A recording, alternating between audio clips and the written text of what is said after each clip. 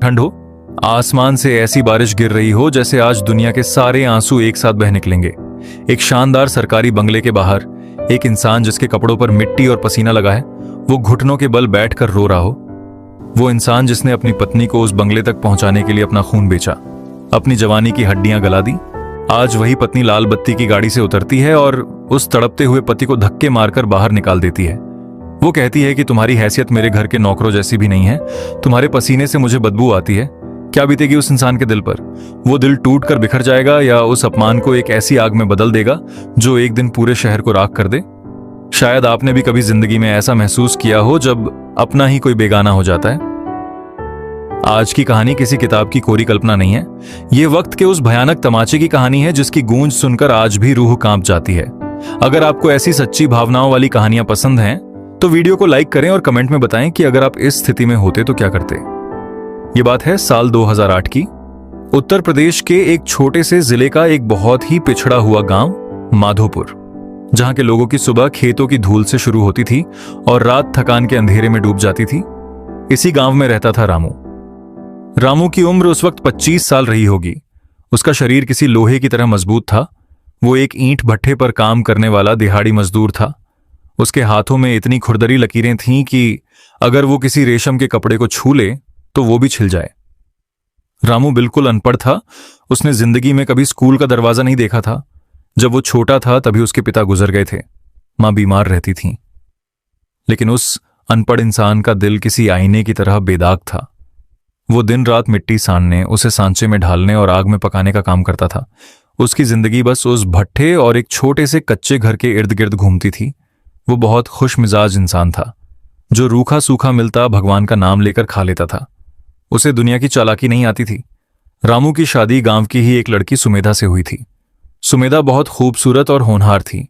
वो रामू से उम्र में 4 साल छोटी थी। सुमेधा के पिता एक सरकारी स्कूल में क्लर्क थे, लेकिन एक लंबी बीमारी ने उनकी जान ले ली थी।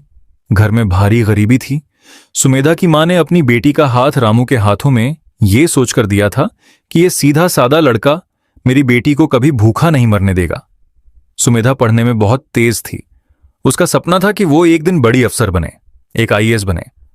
लेकिन शादी के बाद उसे लगा कि उसके सारे सपने इस गांव की मिट्टी में दफन हो जाएंगे। शुरुआत के दिन बहुत अजीब थे। सुमेधा हमेशा एक कोने में उदास बैठी रहती। वो रामू से ज्यादा बात नहीं करती थी। रामू जब भट्ठे से लौटकर आता तो उसके कपड़ों से पसीने और कोयले की बदबू आती थी। सुमेधा को यह सब बहुत बुरा लगता।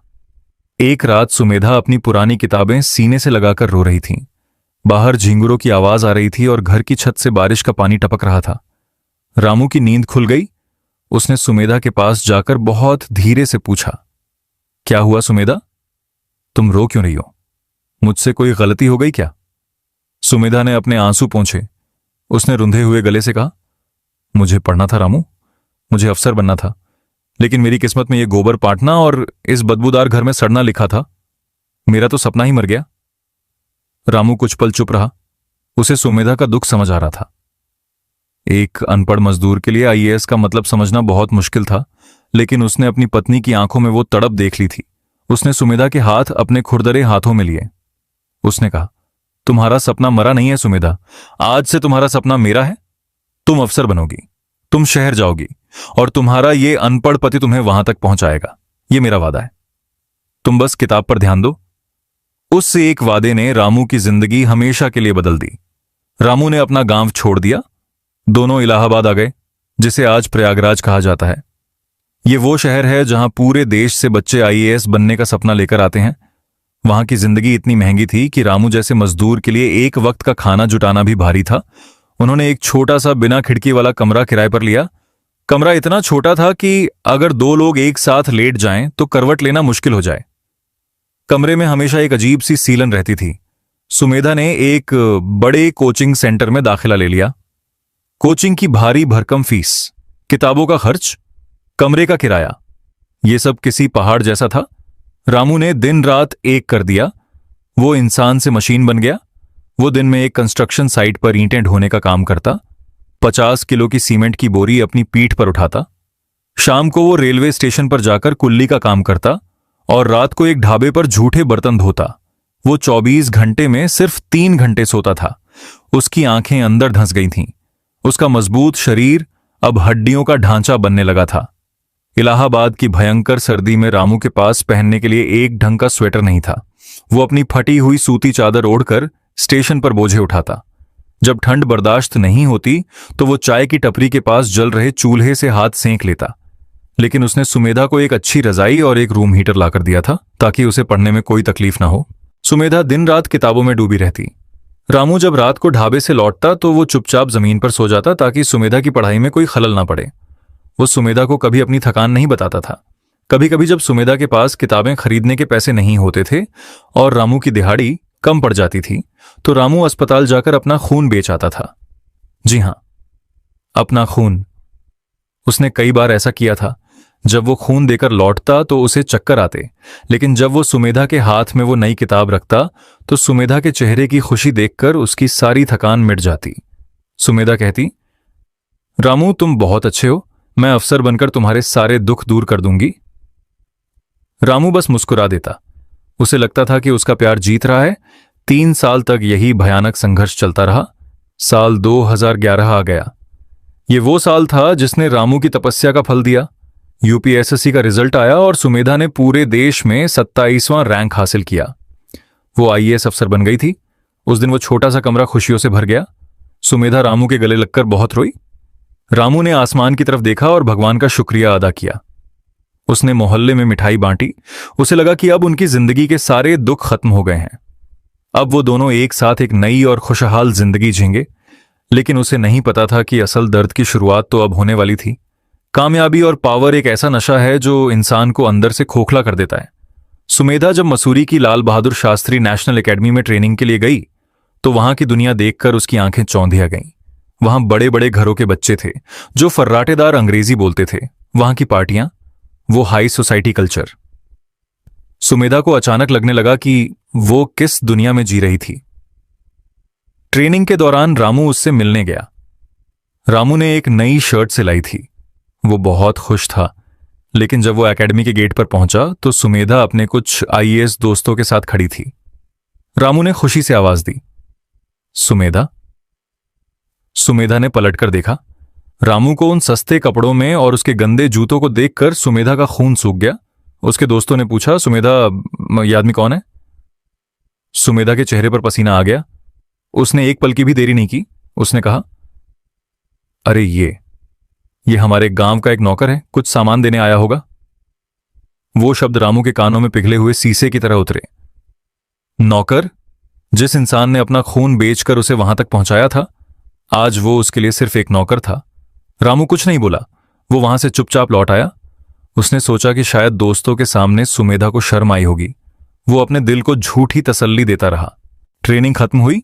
सुमेधा को उत्तर प्रदेश के एक बड़े जिले में एसडीएम की पोस्टिंग मिली। एक आलीशान सरकारी बंगला, लाल बत्ती की गाड़ी, 4 नौकर और आगे पीछे घूमते पुलिस वाले। सुमेधा अब पूरी तरह बदल चुकी थी। उसने रामू को बंगले के पीछे वाले सर्वेंट क्वार्टर में रहने को कह दिया। उसने कहा, रामू, तुम पढ़े लिखे नहीं हो, तुम अनपढ़ हो। तुम अगर मेरे साथ मेरे बंगले में रहोगे तो लोग क्या कहेंगे? मेरी इज्जत खराब होगी। जब मेरे मेहमान आए तो तुम बाहर मत निकलना। रामू अंदर ही अंदर टूट चुका था, लेकिन वो सुमेधा से इतना प्यार करता था कि उसने ये बेइज्जती भी सह ली। वो सर्वेंट क्वार्टर में रहने लगा। सुमेधा अब महीनों तक उससे बात नहीं करती। वो अपनी पार्टियों में, अपने रसूख में इतनी अंधी हो चुकी थी कि उसे उस इंसान की कोई कद्र नहीं थी जिसने उसे ये कुर्सी दिलाई थी। रामू अब भी उसके लिए खाना बनाता था, लेकिन सुमेधा हमेशा बाहर से खाकर आती थी। रामू को लगता था कि एक दिन सब ठीक हो जाएगा, लेकिन घमंड का नशा इंसान को अंधा बना देता है। एक दिन सुमेधा ने अपने बंगले पर जिले के तमाम बड़े अफसरों और नेताओं की एक शानदार पार्टी रखी थी। बड़े बड़े लोग आए हुए थे। रामू को उस दिन बहुत तेज बुखार था। वो कई दिनों से भूखा था।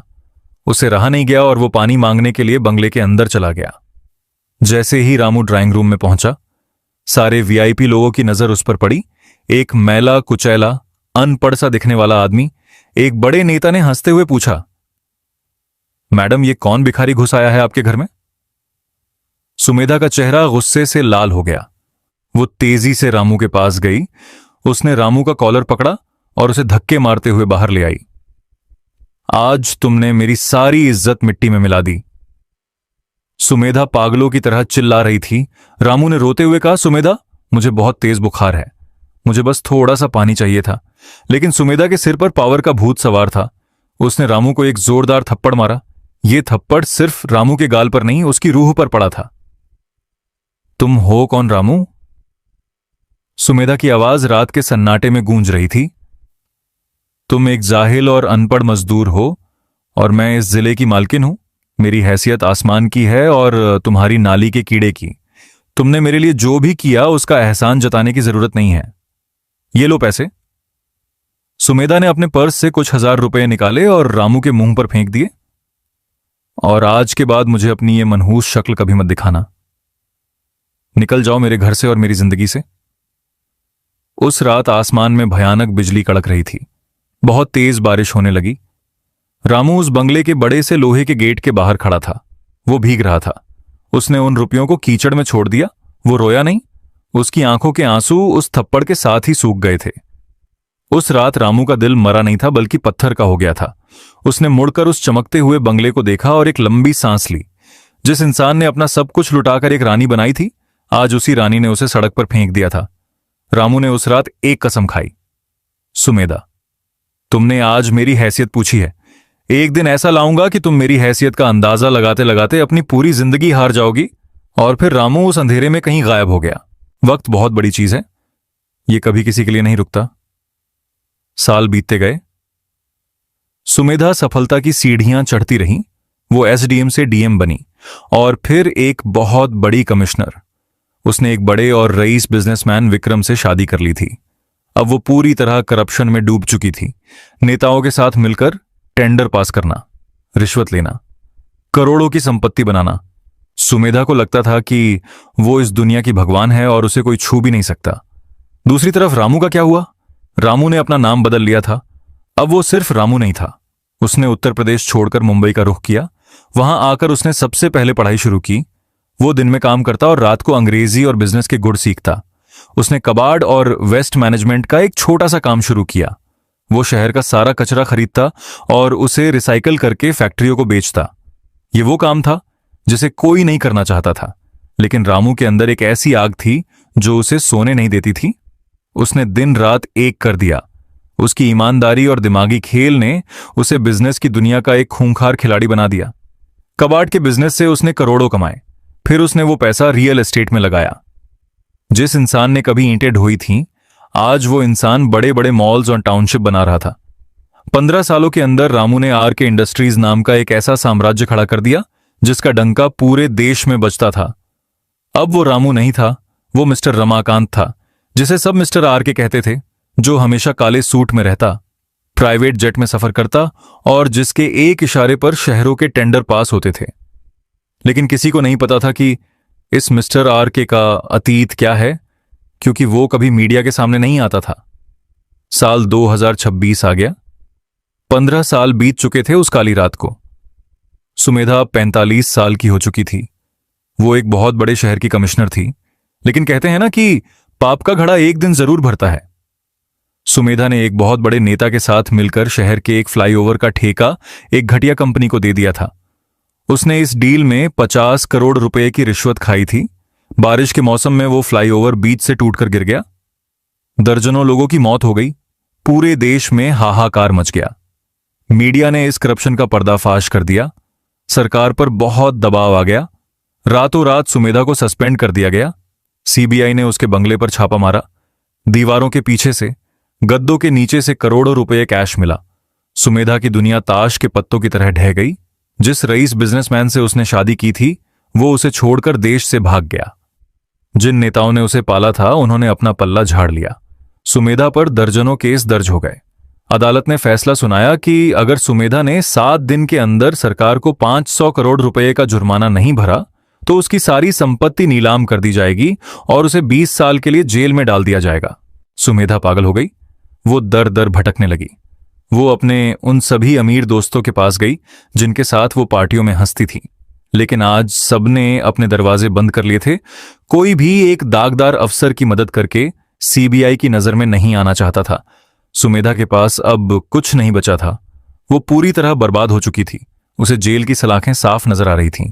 तभी सुमेधा के वकील ने उसे एक आखिरी उम्मीद की किरण दिखाई।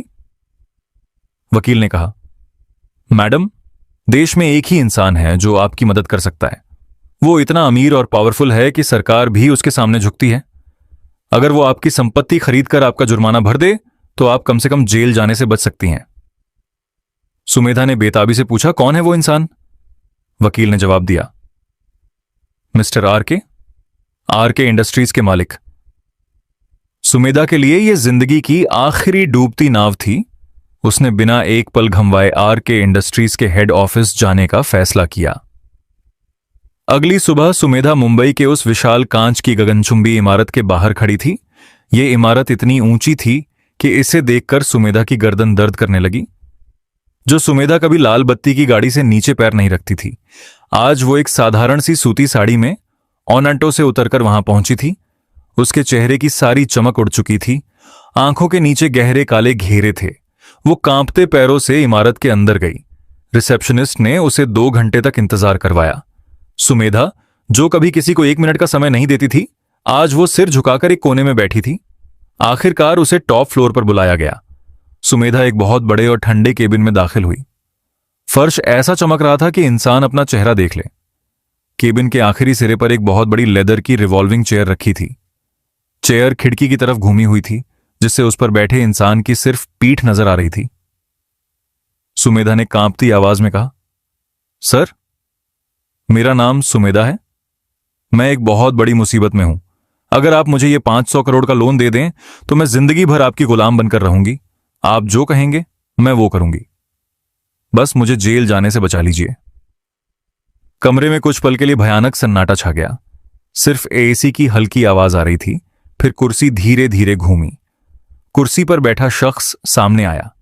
उसने एक शानदार डार्क ग्रे सूट पहना हुआ था। आंखों में एक अजीब सी खामोशी थी और चेहरे पर एक ऐसा रुतबा जो किसी राजा से कम नहीं था। सुमेधा ने जैसे ही उस शख्स का चेहरा देखा, उसके पैरों के नीचे से पूरी दुनिया खिसक गई। उसकी सांसें गले में अटक गईं। उसकी आंखें फटी की फटी रह गईं। वो रामू था। वही रामू जिसे उसने 15 साल पहले कीचड़ में धक्के मारकर निकाला था। वही रामू जिसे उसने नाली का कीड़ा कहा था। सुमेधा का शरीर इस तरह कांपने लगा जैसे उसे बिजली का झटका लगा हो। वो लड़खड़ाई और सीधे जमीन पर घुटनों के बल गिर पड़ी। रामू अपनी जगह से नहीं हिला। उसने सुमेधा को जमीन पर रेंगते हुए देखा। उसकी आंखों में ना तो गुस्सा था और ना ही प्यार, सिर्फ एक शून्य था। एक ऐसा इग्नोरेंस जो मौत से भी ज्यादा भयानक होता है। आइए मैडम कमिश्नर। रामू की आवाज बहुत भारी और शांत थी। आज आप मेरे घर में बिना अपॉइंटमेंट के कैसे आ गई? क्या मेरी हैसियत आपके स्टैंडर्ड से मैच कर रही है? सुमेधा फूट फूट कर रोने लगी। वो हाथ जोड़कर जमीन पर माथा टेक रही थी। रामू, मुझे माफ कर दो रामू। मैं अंधी हो गई थी पावर के नशे में। मैं एक डायन हूं जिसने तुम्हारे प्यार का कत्ल किया। मुझे जेल जाने से बचा लो रामू। मेरे पास कुछ नहीं बचा है। सब मुझे छोड़कर चले गए हैं। रामू धीरे से अपनी कुर्सी से उठा। वो चलते हुए सुमेधा के पास आया। उसके चमचमाते जूते सुमेधा के चेहरे के बिल्कुल पास थे।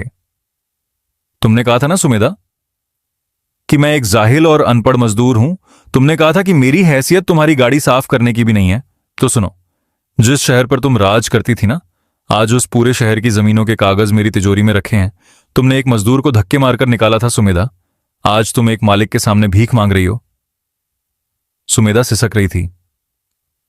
मुझे बचा लो रामू। तुमने मुझसे प्यार किया था ना, उसी प्यार के वास्ते मुझे बचा लो। रामू के चेहरे पर एक दर्द भरी मुस्कान आई। प्यार? वो रामू जो तुमसे प्यार करता था, वो उसी रात उस बंगले के बाहर बारिश में घुट घुट कर मर गया था। आज जो तुम्हारे सामने खड़ा है वो मिस्टर आर के है, एक बिजनेसमैन, और मैं सिर्फ घाटे और मुनाफे की भाषा समझता हूं। तुमने अपने करप्शन से उन मासूम लोगों की जान ली है जिनका पुल तुमने गिराया। मैं तुम्हें जेल से नहीं बचाऊंगा। रामू मुड़ा और अपनी मेज पर रखे एक कागज पर साइन किया। उसने वो कागज सुमेधा के सामने फेंक दिया। ये उन 500 करोड़ रुपयों का ड्राफ्ट है जो मैं सरकार को दे रहा हूं। तुम्हारी जमानत के लिए नहीं, बल्कि तुम्हारी वो सारी प्रॉपर्टी और तुम्हारे उस बंगले को खरीदने के लिए जहां तुमने मुझे थप्पड़ मारा था। आज से वो बंगला मेरा है और तुम कल सुबह पुलिस के सामने सरेंडर करोगी। सुमेधा की चीख निकल गई। नहीं रामू, मैं जेल में मर जाऊंगी।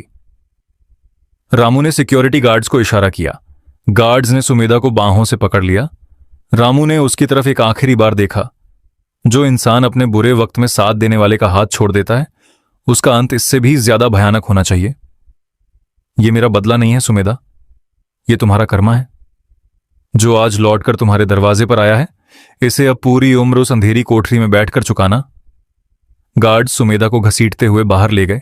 सुमेधा की चीखें उस पूरी इमारत में गूंज रही थीं, लेकिन रामू वापस अपनी कुर्सी पर जाकर बैठ गया। उसने अपनी आंखें बंद की और एक लंबी सांस ली। 15 साल का वो भारी बोझ आज उसके सीने से उतर चुका था। उसे खुशी नहीं थी, लेकिन एक गहरा सुकून जरूर था। इंसान की असली कीमत उसके कपड़ों या उसकी कुर्सी से नहीं होती। इंसान की असली कीमत उसकी नीयत से होती है। रामू ने साबित कर दिया था कि अगर एक सीधा इंसान अपनी जिद पर आ जाए तो वो अपनी मेहनत से दुनिया का नक्शा बदल सकता है। और सुमेधा की कहानी हमें यह सिखाती है कि घमंड एक ऐसी बीमारी है जो आपको सबसे ऊंचे पहाड़ से सीधे खाई में गिरा देती है। क्या आपको भी लगता है कि सुमेधा के साथ जो हुआ वो सही था? क्या रामू को उसे माफ कर देना चाहिए था?